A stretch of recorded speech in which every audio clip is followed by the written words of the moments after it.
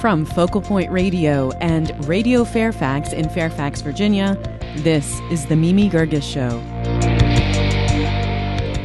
Peggielene Bartels grew up in Ghana in West Africa. She studied abroad, then came to the U.S. and became a secretary in the Embassy of Ghana. She eventually became an American citizen and bought a small condo in the suburbs of Washington, D.C., where she lived alone. Then, in 2008, at 4 a.m, she gets a call from one of her relatives in Ghana. Peggy's uncle has died, and she's been chosen as the new king of Otwam. It's a little fishing village on the coast. Peggy thinks it's a joke, and she's about to hang up, but it's not. She's really king. And in Peggy's kingdom of Otwam, there's no running water, no hospital, no high school, and the royal palace is completely run down and uninhabitable. Peggielene Bartels has written her memoir about how she turns this little village around. It's called King Peggy, and she joins me in the studio. Your Highness, welcome to the program. Thank you. Thank you for having me this morning. All right, explain how you, as a Ghanaian American, were chosen to be king of Otwam. Well, as you have already said, in 2008, I received a call from my cousin that I have been chosen a king, which was really, really surprising because none of my family members had taken a woman as a king before. Neither is it Ghana. Ghana, they don't have many women who are kings. So when he called me around 4 o'clock in the morning, American time, which was 9 o'clock in Ghana because they are 5 hours ahead of us, I thought it was a prank, as you said. And then all of a sudden he said, "Oh, no, Nana, don't hang up. Your uncle, the king, had gone to his village, and he's not coming back anytime soon," meaning he's gone. Because he's dead. That's code word for dead. For royal family.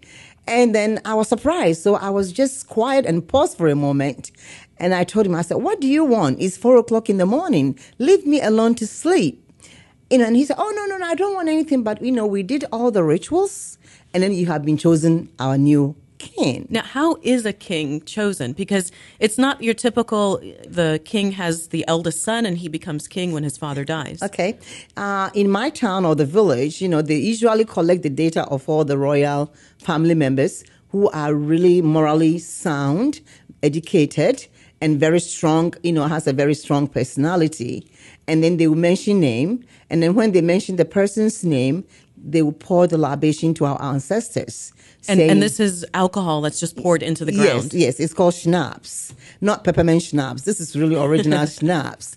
And then they will mention the name of the person that, our uncle or her uncle is going to the village. He's not coming back anytime soon. And we just want to choose her or him as a king. And then if it's vapor ups, then it means you are the one. And they did with all the 25 male. I was the only woman. And then it didn't, vapor up. But when they mentioned my name, Peggy, our daughter, is coming to be chosen as a king. How would you like her to be a king? And then it vapor up after they pour the libation. So the elders look at each other. They couldn't believe it because they've never had a woman, king in their family before. And why they chose me, I don't know. But why kings anyway in Ghana? They have a functioning government. What's the purpose of a king? Well, the government is different from a traditional ruler because being a king or a queen, you are a traditional ruler for your town or your village. And, the government is entirely different. The traditional rulers don't, have to mingle with their, ruling with the government. But what does a king actually do? Or is it more of a figurehead? A king is somebody who is in charge of his town or her village, whereby, he or she has to try to empower the people by bringing about, prosperity to the people. And also, she or he can, mediate between, a dispute with people, try to bring about peace to the town, and also to improve the lives of the people. So, in other words, it's different from the politics. Politicians are different. A town ruler is different. So that's how... I was actually surprised, though, that you had quite a lot of power. I mean, you could throw people in jail. You can fine people. Yes. That's not like a figure. That's real power. That's why, a traditional ruler is very, very powerful because instead of you going to court And you know your people. So if they come to your palace for a thing to be done, to judge, a situation like people fighting, quarreling, it's more easier for them because maybe they don't have money where they have to go and take an attorney to go to court. And also, your subject. So you can tell from the, dispute whether the other one is telling the truth or not by looking at them. And it's really, really, working, and it helps them a lot than to go to a court. Peggielene Bartels is in the studio with me. She's been the King of Otwam since 2008. That's in Ghana. Her book is called King Peggy, An American Secretary, Her Royal Destiny, and the Inspiring Story of How She Changed an African Village. All right, so you get this phone call. Hey, guess what? You're the new king. Could you have just said, okay, well, thanks, but no thanks, I'm not interested? I could have said that. But, when they told me, and for the first time that they are choosing a woman, I realized that there got to be a reason why. But at the same time, I was a little bit reluctant because being a woman who is here as a secretary, we all know that secretaries don't make much money. And, you have to, being a king, you have to improve the lives of your people. And I have 7,000 people in my town. So I thought about it. I said, is this something I want to do? Can I handle it? Then all of a sudden, I started hearing noises and voices, which at first I thought I was getting sick or from being tired from work. So I said to myself, no, I'm not sick. And then it kept on telling me, Nana, it's your destiny. It's not every day that a woman is born to be a king, or it's not every day that someone is born to be a king.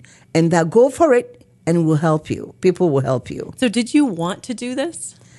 At first, I was reluctant. As I tell you, it comes with a lot of financial responsibilities. And I'm not a millionaire, and I have my own bills and other obligations being here. So I thought about it for a moment. So I told them, I said, give me a chance to think about it, because I have to really think through seriously. Because if you're going to really empower people and to bring about changes to your town, you have to be really, really sound about it. I'm curious as to why they put you on the list. Because they knew you were living in the United States. You would not be there. Mm-hmm. You're a woman, which is not common for them. Why did they do that? I mean, were they expecting you to be, well, everybody living in America is a millionaire, so she's going to just bring all this money? That's where, the thinking came about, because I said, I'm far away.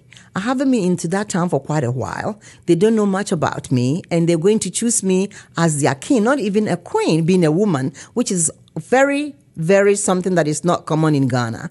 So that's why the thought came in that I have to think seriously about it, because I don't know what the motives are, and then I have to be really serious about it. So they really did expect you to be a pushover, didn't they? I guess so, because when I went, the town... They were in for a rude awakening. Yes, they were. They were really, they had more than they can chew, because when I went, I realized that the town was really in a mess. Okay, so you met with your council of elders. It's kind of like your cabinet. Yes. And one of the first questions was, okay, how much money is in the royal Yes, treasury? That is when, I went for my coronation. And I was expecting them to pay for the coronation, because it's 3 days festivities where they have to drink and eat and family members. And then when I went, they couldn't do all that for me. They said, Nana, we don't have money in the family coffers. You have to foot all the bills. And I said, uh-oh. So it means I have to do everything. What about if in case I didn't come with money? Because when they say you are going to be a king or a queen, everyone expects, to say that, oh, a lot of money, cars and everything. Right. But to be honest with you, in most of the African towns and the villages, the king or the queen is the one that is going to bring about change to the town. And bring his or her money. Yes, and to help them. And then later on, he or she may be able to reap the fruit of the labor after, he or she has done all that. So when I went and I realized all these things was not, up to par, I came back after my coronation. And then I thought about it. I said something ought to be done quickly, because all my uncles had been king before me. And if there is no money from the family, our coffers, where we have land, that people buy land, where we have a fishing village where fishermen give us money, where are all the money? In other words, there is a corruption seriously going on. Right. So you found out, I mean, there are taxes that are collected. It's just they're all being stolen by your elders. Yes. Actually, we don't call it taxes because the taxes are only collected by the government. Okay. Ours is the fishing fees and then, the land fees that, the family are entitled to. They have collected all that. And, we didn't know where the money went. So I realized that my elders are really embezzling the funds. So when I went the second time, I had a serious, council meeting with them, and it was a big battle. So what did you say? Well, I told them, I said, you know what? When I came, I realized the town is really in a mess. I want you all to take me seriously. I have the strength of a male as you, and I don't want you all people to think I'm a woman and I'm far away and you want me to be a figurehead for you people to keep on doing what you're doing. I'm going to straighten things out. We're going to have a bank, and I'm going to make sure that, there is a running water for the children, because the children, when I went, I saw that they wake up 5 o'clock in the morning, walk far away to go and fetch water before they go to school. It's not even clean water. It's not a clean water. It's just a stream that they normally bathe in it, wash in it, use it for everything, which being in America, I ought to know better. How can they, drink such a thing? And being here, I'm just drinking a clean water, So I just try to bring out all these changes. So I said, no, you people have to take me seriously. Don't think that I'm a woman. You're going to run me as a figurehead and do what you have to do. So one of my elders stood up and said, you are a woman. We're going to tell you how to run this, kingdom. I said, no. I have a strength of a male like you. I think like a man like you. Being a woman, I've been chosen through my ancestors and through God. So I want you all to be serious about this situation here.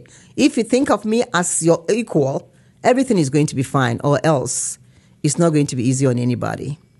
King Peggy is in the studio with me. She grew up in Ghana, became a U.S. citizen in 1997, and she works in Ghana's embassy. She's been the king of Otuam, which is on the coast of Ghana, since 2008, and her book is called King Peggy. You're listening to The Mimi Girgis Show on the web at mgshow.org.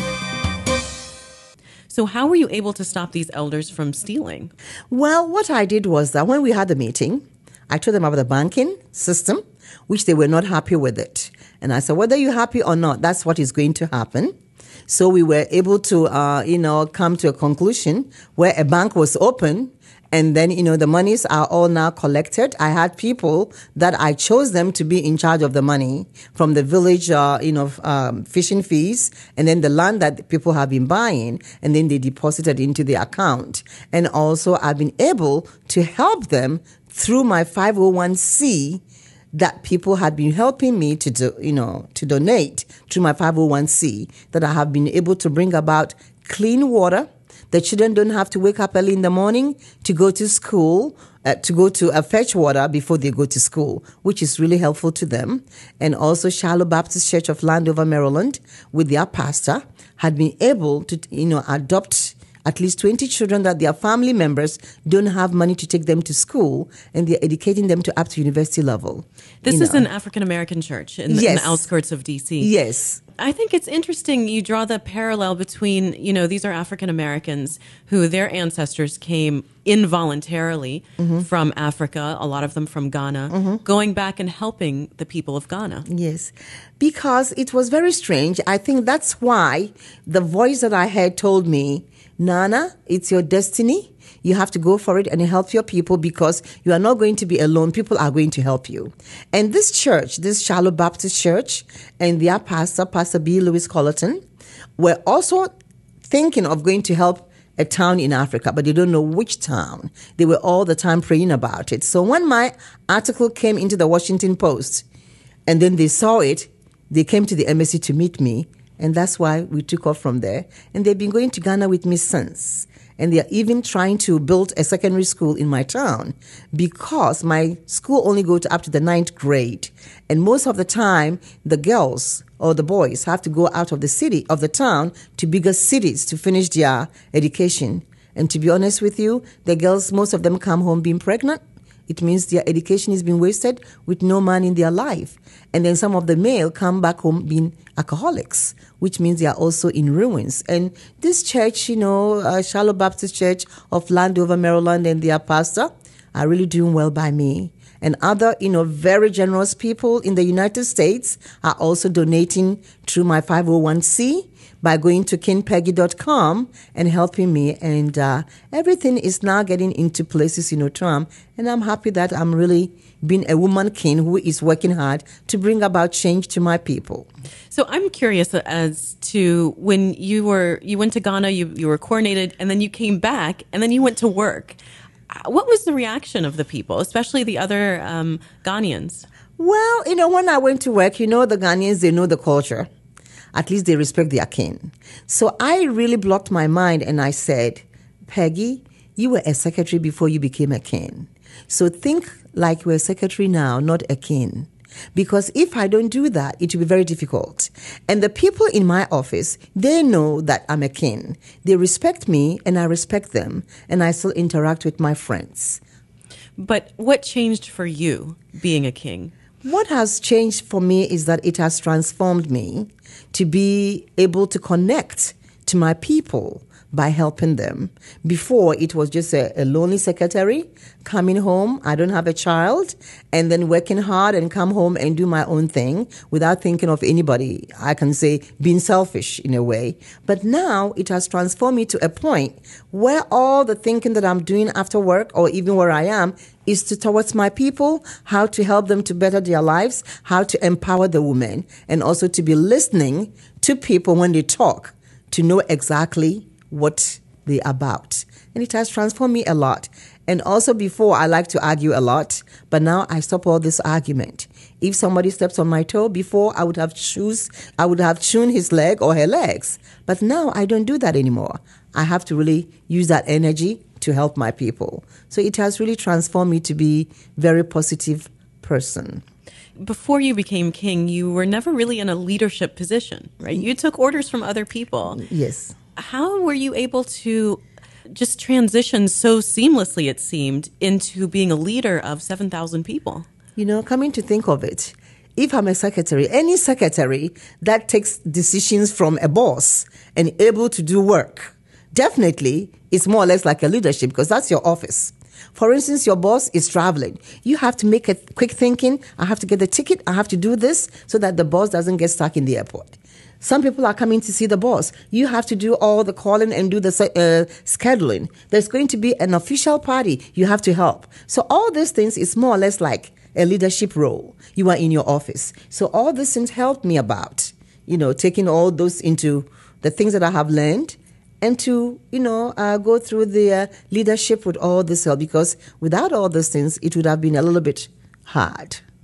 The book we're discussing is called King Peggy, An American Secretary, Her Royal Destiny, and the inspiring story of how she changed an African village. Peggielene Bartels is in the studio with me. She has been the king of Otwam since 2008. You mentioned before how you were able to end the corruption that was going on in Otwam with the elders essentially stealing the money. Mm-hmm. Corruption's a big problem in Africa. What's the solution? Well, the solution is not going to be easy, because this thing has been in existence for so many years.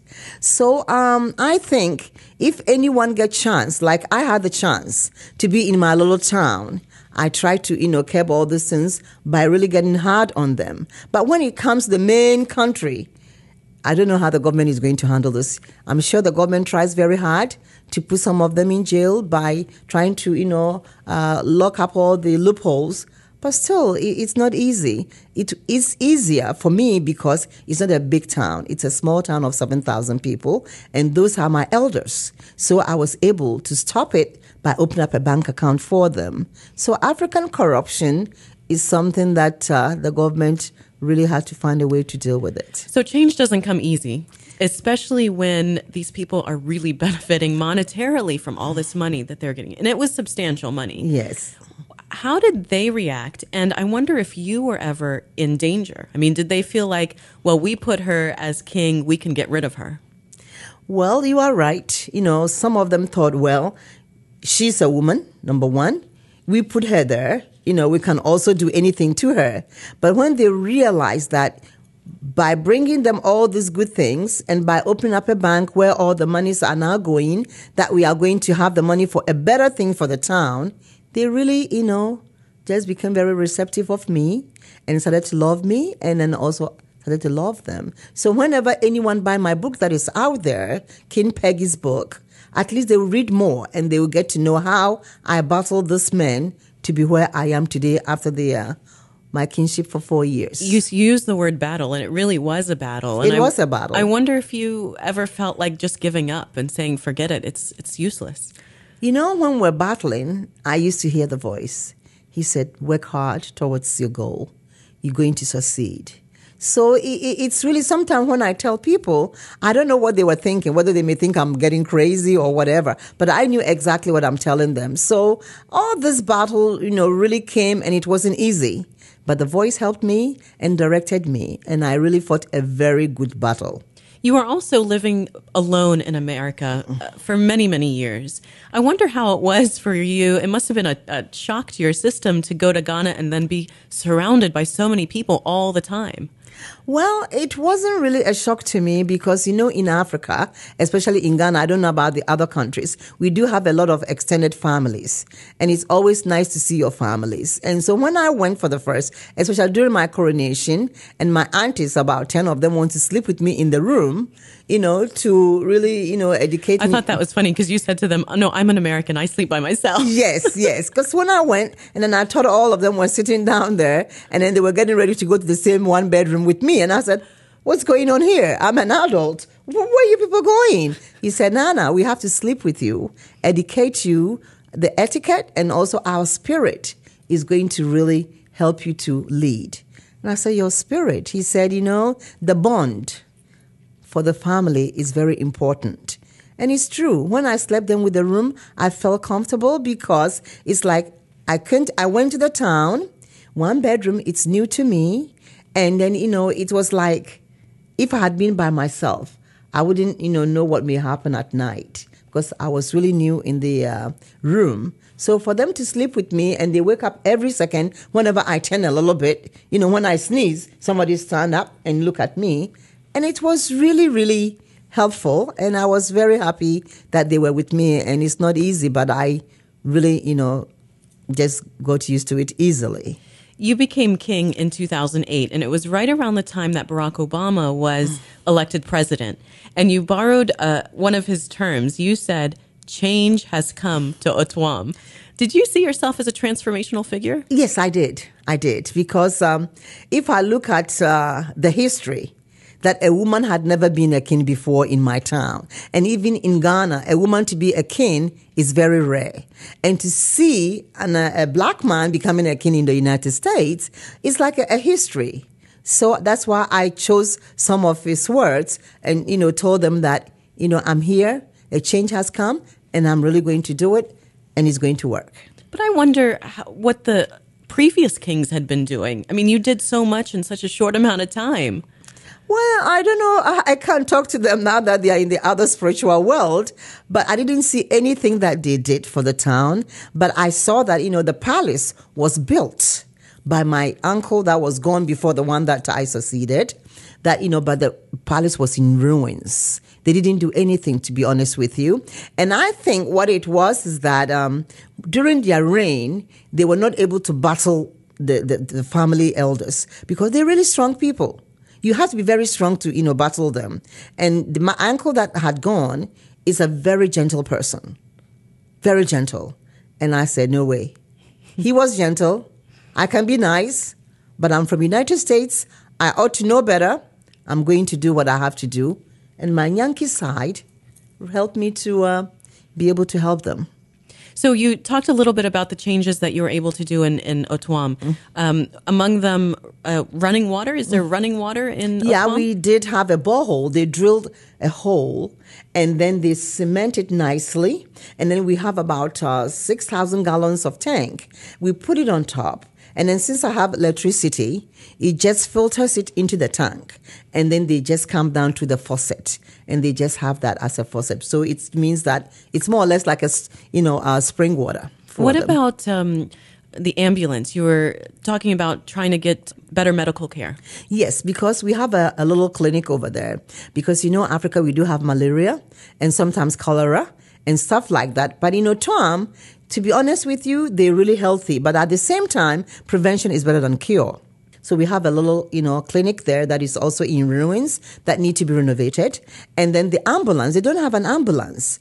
I do understand that most of the time when the woman wants to have a baby, they put a cloth, like a blanket on the floor, put water on it, and then they have the baby on it, which the baby's head can't even hit the ground, and then became something else. And also sometimes if it's a very complicated, labor, they have to collect money to put the woman in the car to a bigger place like Salt Pond, Elmina, where it's bigger than Otuam, to deliver. And most of the time, they don't even make up to the hospital. They die in the taxi. And that's why I'm trying to raise funds through my 501c and to bring about an ambulance. So I really would like to send an ambulance by this September when I go to Ghana. What are your plans for Otuam? What are your future plans? My future plans for Otuam is to make it a very modern Otuam, whereby I'm going to help them because they don't have computer lab, they don't have library, and also to bring about empowerment of the women, and then also to help them to be a modern Otuam. At the same time, I want them to preserve the culture because I don't want the modern things that is coming to them deviate them from respecting their culture. That culture is going to be there. So that's what I have for Otuam. Do you think that this was part of your destiny from the very beginning? Yes, now I'm realizing that it's part of my destiny because I tried very hard to have a child with my former, my husband, which I have not even given him a divorce yet. And he's still in Ghana. We're very close. We're still friends and trying hard with all this modern, medical technology in the United States. And I wasn't able to do it. Now I'm realizing that God has a purpose for me, that having 7,000 people, that I'm taking care of them. I'm so happy about that. Peggielene Bartels, she grew up in Ghana, became a U.S. citizen in 1997, and she works in Ghana's embassy. She's been the king of Otuam since 2008. Her memoir is called King Peggy, an American Secretary, Her Royal Destiny, and the inspiring story of how she changed an African village. It's co-authored by Eleanor Harmon and published by Doubleday. King Peggy, thank you so much. Thank you. Thank you for having me. And I'm really happy to be with you today. And I hope the listeners will listen and go out there to get the book, to know more about me, and also to have a blessing by, helping Otuam by going to kingpeggy.com and to be able to donate through my 501c to help the people of Otuam. Thank you very much for having me. The Mimi Girgis Show is supported by listeners like you. Visit us at mgshow.org and click on the link that says support. Let's continue the conversation. You can like us on Facebook and you can follow me on Twitter. I'm at Mimi Girgis. You can also send email to feedback@mgshow.org. Thanks for listening, and I look forward to hearing from you.